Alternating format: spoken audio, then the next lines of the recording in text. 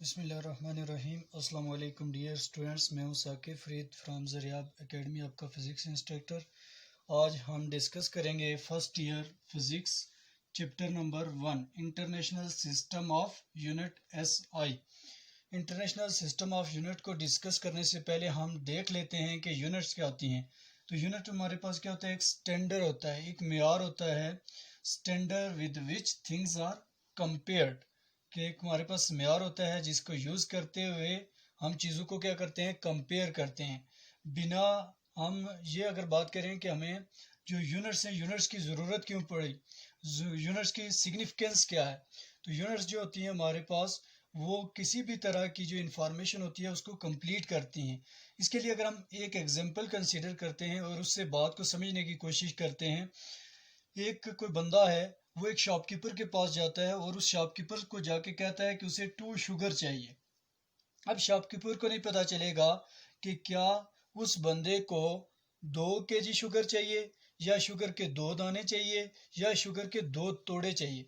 जब यही बंदा ये कहेगा कि उसे 2 kg शुगर चाहिए, तो उसको फ़ौरन से पता चल जाएगा उस शॉपकीपर को, और वो उसको क्या करेगा, उसकी डिमांड की शुगर उसको मैयर करके इजीली दे देगा।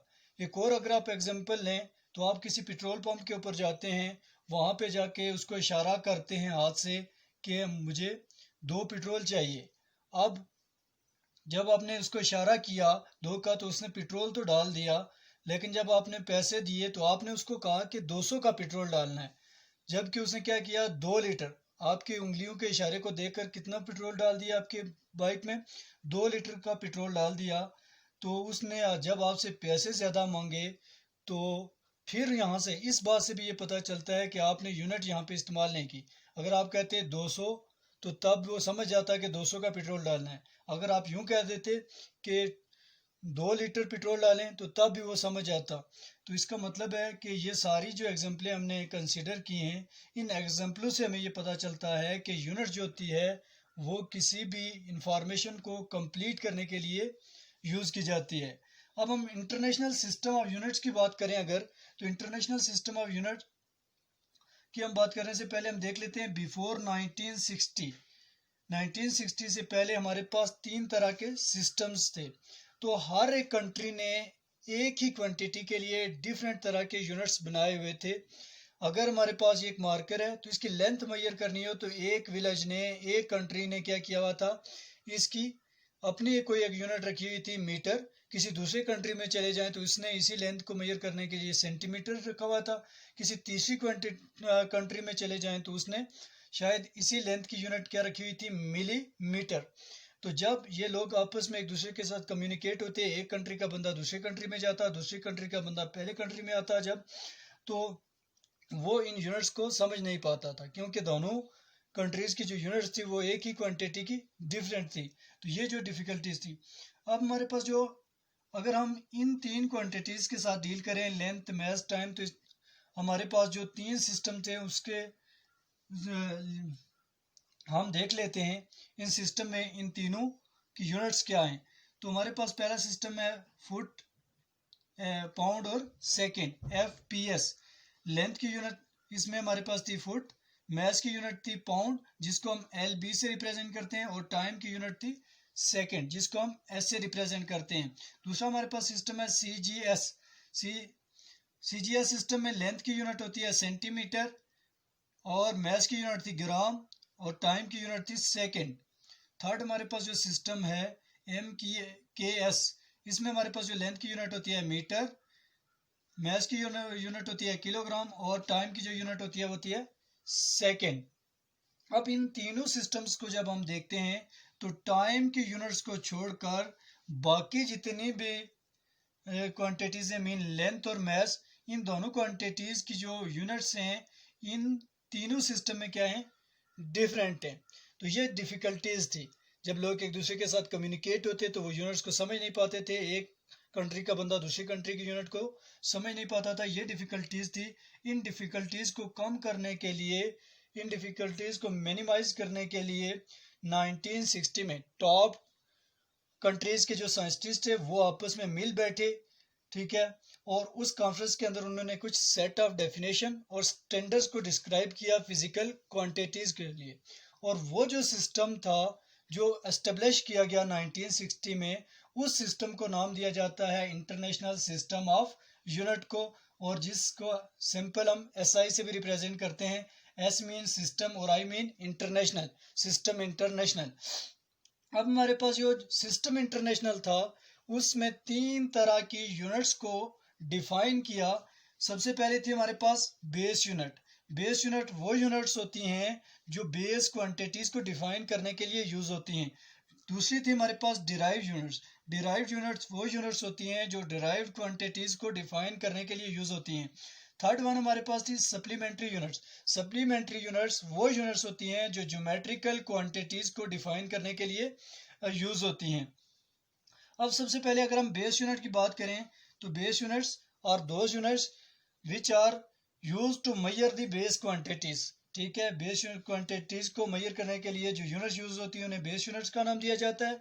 जैसे हमारे पास 7 बेस यूनिट्स थी, इसी तरह हमारे पास 7 बेस क्वांटिटीज थी, इसी तरह हमारे पास क्या है 7 बेस यूनिट्स। उनके हम नाम देख लेते हैं बेस क्वांटिटीज के और उनके यूनिट्स के, और उनके सिंबल भी हम देख लेते हैं। सबसे पहले हमारे पास पहले कॉलम में हम लिखते हैं क्वांटिटीज, बेस क्वांटिटीज, और इनकी यूनिट के नेम और यूनिट का सिंबल। सबसे पहले हमारे पास जो क्वांटिटी है वो है लेंथ। लेंथ का यूनिट होता है मीटर और इसको हम स्मॉल एम से रिप्रेजेंट करते हैं। सेकंड वन हमारे पास होता है मैस। मैस का जो यूनिट होता है वो होता है किलोग्राम और इसको हम केजी से रिप्रेजेंट करते हैं। थर्ड वन हमारे पास आती है time.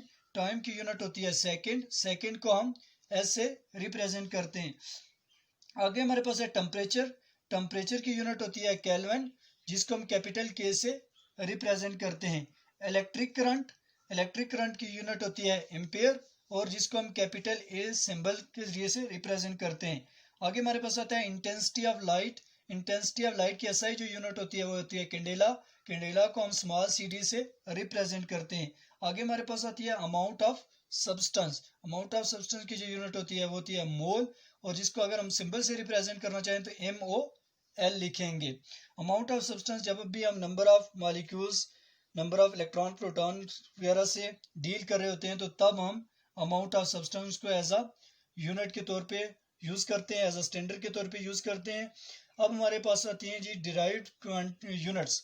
Derived units are those units which are use to measure the derived quantities. Derived units वो यूनिट्स होती हैं जो डिराइव्ड क्वांटिटीज को मेजर करने के लिए यूज होती हैं। 7 बेस यूनिट्स को छोड़कर बाकी जितनी भी फिजिकल क्वांटिटीज हैं उनकी जितनी भी यूनिट्स हैं उनको हम नाम देते हैं डिराइव्ड यूनिट्स का, सिवाय उन दो क्वांटिटीज के, प्लेन एंगल और सॉलिड एंगल को छोड़ के बाकी जितनी भी क्वांटिटीज हैं 7 बेस क्वांटिटीज को भी छोड़ के, इसके अलावा जितनी भी क्वांटिटीज की यूनिट्स हैं उनको हम डिराइव्ड यूनिट्स का नाम देते हैं। अब हमारे पास फर्स्ट कॉलम में हम देते हैं क्वांटिटीज, सेकंड कॉलम में हमारे पास यूनिट का नेम, और थर्ड कॉलम में हमारे पास इन्हीं यूनिट्स का जो सिंबल है वो, और फिर हमने इन term of base unit fourth column में इनको लिखना है। तो हमारे पास है जी फोर्स। फोर्स का फार्मूला आता है F = ma। फोर्स की जो यूनिट होती है वो न्यूटन, और न्यूटन को हम रिप्रेजेंट करते हैं कैपिटल N से। अगर इसी को हम इन टर्म ऑफ बेस यूनिट लिखना चाहें तो मैस की यूनिट होती है किलोग्राम, एक्सेलरेशन की यूनिट होती है मीटर पर सेकेंड स्क्वायर। तो ये हमारे पास क्या आ गया इन टर्म ऑफ बेस यूनिट। आगे हमारे पास देखिए तो work W = force into displacement. Force into displacement, और वर्क की जो यूनिट होती है SI होती है जूल।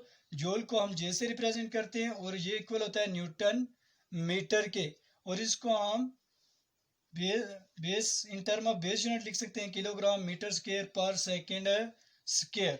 आगे हमारे पास है पावर। पावर होती है हमारे पास work divided by time. Power की जो यूनिट होती है SI होती है वाट, इसको हम W से रिप्रेजेंट करते हैं जो इक्वल होती है जूल पर सेकेंड के। आगे हमारे पास है प्रेशर। प्रेशर हमारे पास होता है फोर्स पर यूनिट एरिया, जिसकी यूनिट होती है पास्कल, और पास्कल को हम capital P into small a symbol से रिप्रेजेंट करते हैं, और ये इक्वल होता है न्यूटन पर मीटर स्क्वायर के। और इन बेस यूनिट ये होता है हमारे पास किलोग्राम पर मीटर पर सेकेंड स्क्वायर। अब हमारे पास उसके बाद है चार्ज।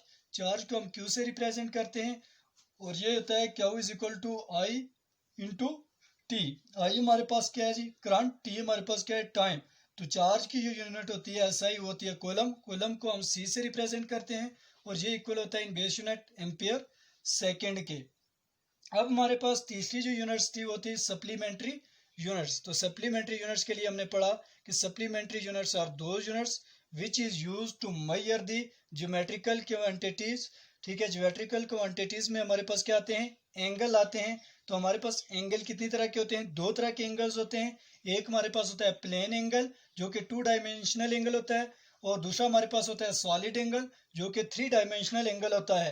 प्लेन एंगल की जो हमारे पास यूनिट होती है एसआई वो होती है रेडियन, और सॉलिड एंगल की जो हमारे पास यूनिट होती है वो स्टी रेडियन। रेडियन को हम आर ए डी से रिप्रेजेंट करते हैं और स्टी रेडियन को हम एस आर से रिप्रेजेंट करते हैं। सप्लीमेंट्री यूनिट्स के लिए हम ये भी कह सकते हैं सप्लीमेंट्री हमारी यूनिट्स हमारे पास क्या होती हैं, इजाफी यूनिट्स होती हैं। इजाफी सप्ली, जैसे आप एग्जाम्पल ले लेते हैं, जैसे आप किसी स्टूडेंट्स की कोई बुक रह जाए तो आप कहते हैं कि उसको एक सप्ली लग गई है, मीन कि उसको एक इजाफी पेपर देना होगा। तो इसी तरह हमारे पास जो सप्लीमेंट्री यूनिट्स हैं वो भी एक इजाफी यूनिट्स हैं, यानी कि ना तो वो डिराइव यूनिट्स में आ रही थी ना ही वो क्या आ रही थी, बेस यूनिट में आ रही थी। ठीक है, तो ऐसी यूनिट्स को हमने नाम दिया सप्लीमेंट्री यूनिट्स के। हम बात करते हैं अब रेडियन की। तो रेडियन के समझने के लिए, डिस्कस करने के लिए हम कंसीडर कर लेते हैं कि ये हमारे पास क्या है, एक हमने सर्कल कंसीडर कर लिया है। अब सर्कल का सेंटर से लेकर सर्कल के सरकमफेरेंस तक, सर्कल की बाउंड्री तक का जो डिस्टेंस है इसको हम कहते हैं कि यह क्या होता है, रेडियस। और रेडियस को हमने स्मॉल आर से रिप्रेजेंट कर दिया। इस रेडियस के इक्वल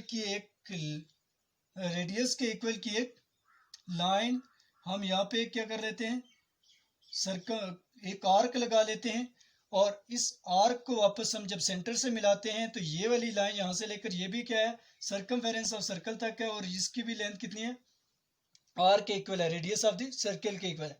अब ये जो सेंटर में ये जो एंगल बन रहा है ये हमारे पास क्या कहलाएगा, 1 रेडियन कहलाएगा।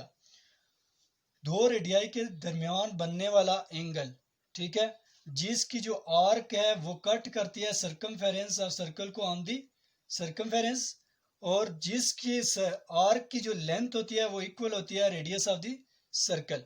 The angle between two radii of the circle which cut the circumference of circle by an arc whose length equal to the radius of the circle is called radian।